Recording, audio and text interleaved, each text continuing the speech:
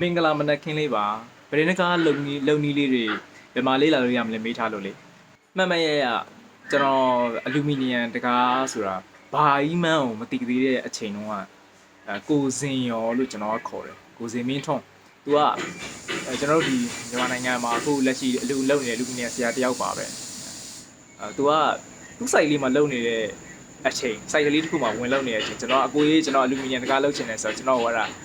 လာခဲ့တင်ပြပေးမယ်ဆိုပြီးတော့ခေါ်ပြီးတော့ကျွန်တော်တို့အိမ်မှာအနီးနားမှာရှိတဲ့အလူမီနီယံ site လေးမှာ frame ကြောင်းတွေဝယ်ပြီးတော့သူ့ site ထဲမှာပဲတခါတည်းဒါကတော့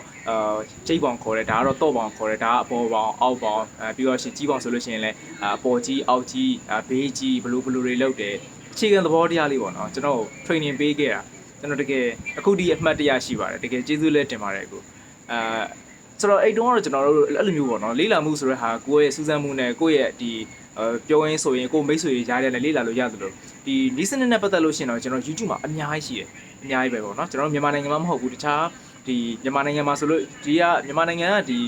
ဆရာတွေကြတော့ TikTok တို့ Facebook တို့မှာအဓိကသွားတွေ့ရတယ်YouTube မှာဆိုလို့ရှိရင်တော့တခြားနိုင်ငံကအဓိကတရုတ်များတာပေါ့နော်ထိုင်းကဗီဒီယိုတွေလည်းကျွန်တော်တွေ့ရတယ်ဆိုတော့ YouTube ကိုအဓိကလေ့လာပါ